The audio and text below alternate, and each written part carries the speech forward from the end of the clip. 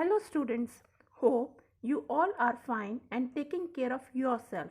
So, as we were discussing about Delhi Sultanate and it being an important topic, here is a detailed video. As I had told you that Delhi Sultanate had 5 dynasties. So, the first dynasty was the slave dynasty. It started from 1206 AD to 1290 AD. The second dynasty was the Khalji dynasty. It started from 1290 AD and it ended in 1320 AD. After that, the Tughlaq dynasty had come. It started from 1320 AD till 1414 AD. Now, the fourth dynasty was the Sayyid dynasty. It started from 1414 AD and it ended in 1451 AD. Last dynasty was the Lodi dynasty. It started from 1451 AD till 1526 AD. So, let's first start with slave dynasty. For this, I have made a flow chart showing all the rulers that ruled during the period of this dynasty. The first ruler or the founder of this dynasty was Qutbuddin Aibak.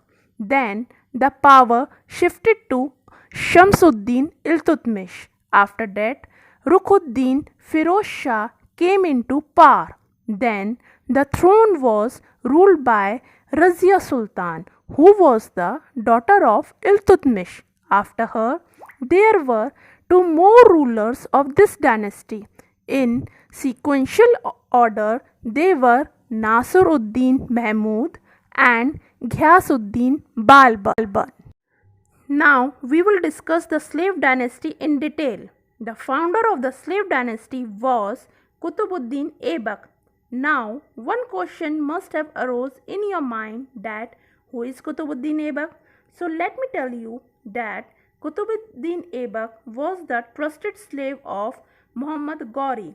After the death of Muhammad Ghori in 1206 AD, Aibak took over the control of the Delhi Sultanate and started the process of developing India on its own independent lines.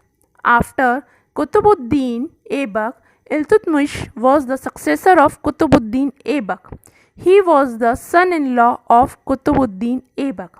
Iltutmish was the real consolidator of the Turkish rule in India. Reason behind this were: firstly, he managed to crush all his rivals.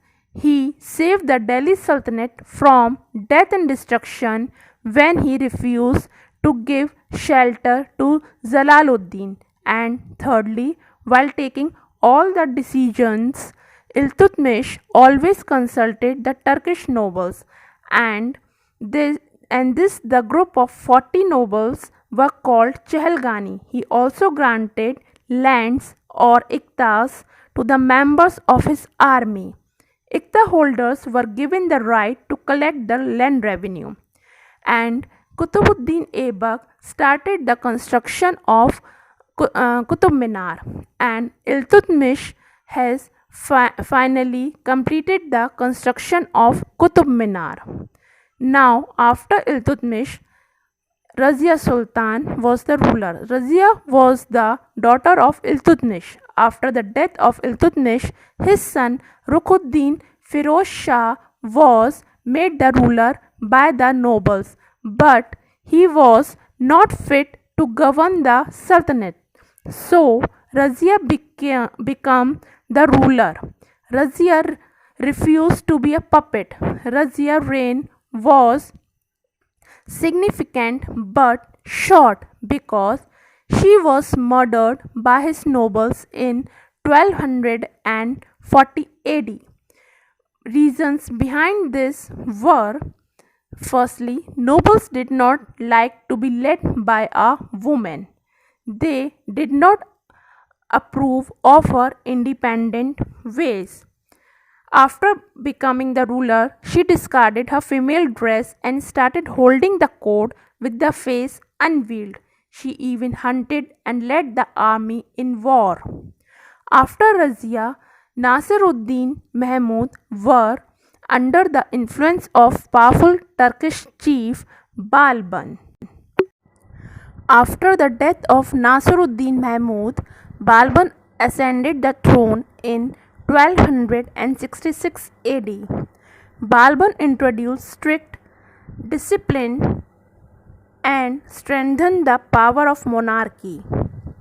He believed in the divine right of kingship, and this increased the prestige and power of the monarchy. He successfully checked and suppressed the internal and external dangers confronting him.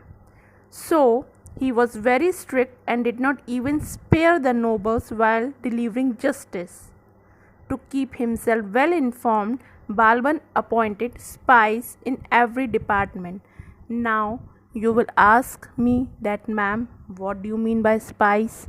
तो spice को बेटा हिंदी में बोलते हैं जासूस. तो उसने जो है अपने पूरे राज्य में हर डिपार्टमेंट में जासूस फैला रखे थे, जो कि उसको जो है सारी अंदर की बातें आकर बताते थे, इससे कि वो जो है अपने पूरे जितने भी डिपार्टमेंट्स थे सबकी खबर रखता था कि सब लोग जो है उसके ऑफिसर्स जो है अच्छे से काम कर रहे हैं कि नहीं कर रहे हैं. ये सारी रिपोर्ट जो है लाके ये स्पाइस बालबन को देते थे. Okay. He also organized a strong centralized army to deal with internal disturbances and to repel the Mongols, who posed a serious threat to the Delhi Sultanate. He was very particular about maintaining law and order. He always used to give harsh punishment to robbers and dacoits, and these harsh methods of Balban were called the policy of blood and iron, and this policy helped him to control the situation. He introduced the custom of sajda and payobs. Under this system, he insisted that when the nobles came to the court, they had to lie down on the floor and kiss the monarch's feet. Means मतलब कि जब भी कोई Nobel उनकी court में आता था तो वो जो है नीचे घुटनों के बल पे बैठ के और जो कहते हैं मोनार्क मीन्स जो किंग जो सुल्तान होते थे उनके फीट को जो है किस करना पड़ता था उनको, और यही कस्टम जो है उस कहते हैं उसका नाम जो है सजदा और पायोप्स था. ओके, समझ में आया. Now after the slave dynasty the Khalji dynasty had come. After the death of Balban, a new group called the Khaljis came to power. Jalaluddin Khalji was the founder of the Khalji dynasty. He ruled for a brief period of only 6 years because he was murdered by his own nephew Alauddin Khalji. Alauddin Khalji was a powerful administrator.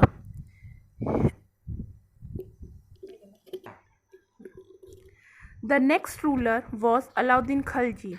He was a very efficient and capable ruler both administratively and militarily.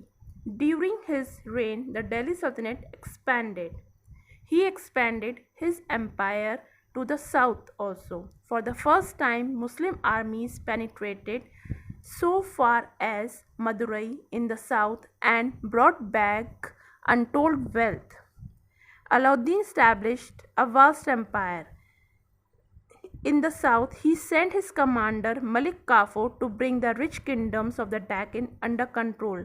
Malik Kafur led 2 campaigns in South India, the first against Warangal in the Telangana area and the other against Dwar Samudra and Mabar and Madurai. To deal with the Mongols and to protect his vast empire, Alauddin raised a large efficient army. He built new forts and repaired the old ones also. Alauddin Khalji built the Siri fort in Delhi to protect the people from Mongol invasions. Now Siri became the capital of the Khaljis. A large water reservoir called the Hauz Khas was also a part of this city complex. Now Now, Alauddin's market control policy. Now, Alauddin's market control policy. Alauddin's market control policy were regarded as the great wonders of the world because he fixed the cost of all commodities from food grains to a needle and from costly imported clothes to horses and cattle. Means उसने जो है अपने market policy में ये decide किया था कि उसने अपने सारी कॉमोडिटीज़ के रेट फिक्स कर रखे थे। मतलब छोटी से छोटी चीज़ से लेकर और बड़ी से बड़ी चीज़ तक, मतलब एक छोटी सी कहते सुई से लेकर और बड़े बड़े जो हॉर्सेस या कहते हैं एक्सपेंसिव क्लोथ्स होते थे, इम्पोर्टेड क्लोथ्स होते थे, उन सब के रेट फिक्स कर रखे थे। और ऐसा क्यों कर रखा था? जिससे कि शॉपकीपर्स जो है कॉमन पीपल के साथ कोई चीटिंग ना कर पाए और इन चीज़ों को जो है हायर रेट्स पे ना बेच पाएँ। ओके, और इसके लिए जो है उन्होंने जो है ऑफिसर्स को भी कहते अपॉइंट कर रखा था। And these officers were known as the Shahnaz. They use to keep a strict watch on the shopkeepers. Okay, and they fix all the prices of all the commodities. So this is all about the market control policy of Alauddin. Now the next topic is military administration. Alauddin was the first Delhi Sultan to maintain a well-equipped standing army. He paid his soldiers in cash and gave them imported horses of good breed. उसने जो है अपने soldiers को जो है बहुत ही अच्छे breed के हॉर्सेस प्रोवाइड करवा रखे थे और उसको जो है उन्होंने काबुल से इंपोर्ट करा था। Okay, the horses were branded called dagh so that they could not be exchange for cheaper horses. A detailed description of each soldier was kept to prevent substitution, and this method was known as chehra. मतलब कि he used to keep a record of each and every soldier, and this method was known as chehra. To keep a check, he had a regular supervision and parading of horses and soldiers. This is all about the military administration. Now, land revenue administration. Apart from the control of the market, Alauddin took important steps in the field of land revenue administration. So, he decided that land revenue would be assessed or calculate on the basis of measuring the land under cultivation. मतलब कि जो भी land revenue वो decide करते थे वो किसके basis पर डिसाइड करते थे, किसके बेसिस पे कैलकुलेट करते थे कि जो भी लैंड जो है कल्टीवेशन के अंडर में आती थी सिर्फ उसी के बेस पे वो लोग जो है लैंड रेवेन्यू चार्ज करते थे। This meant that the rich and powerful in the villages who had more land could not pass on their burden to the poor. मतलब कि ऐसा उन्होंने क्यों करा था जिससे कि जो रिच और पावरफुल विलेजर्स होते थे वो अपना पूरा बर्डन जो है पुअर पीजेंट्स या फार्मर्स के ऊपर ना डाल पाएँ। The Sultan also kept a strict watch on the local officers responsible for revenue collection, and the records or the accounts were strictly checked periodically. और कहते जो भी अकाउंट्स होते थे लैंड रेवेन्यू से रिलेटेड वो सारे अकाउंट्स जो है चेक किए जाते थे regularly. The administrative policy of Alauddin Khilji showed that apart from being a military general he was an administrator of great efficiency. मतलब कि वो एक मिलिट्री जनरल के साथ साथ एक अच्छे एडमिनिस्ट्रेटर भी थे Alauddin Khilji.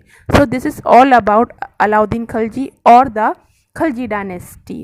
Now in the next video we will start about the Tughlaq dynasty. Till then, stay at home and be healthy.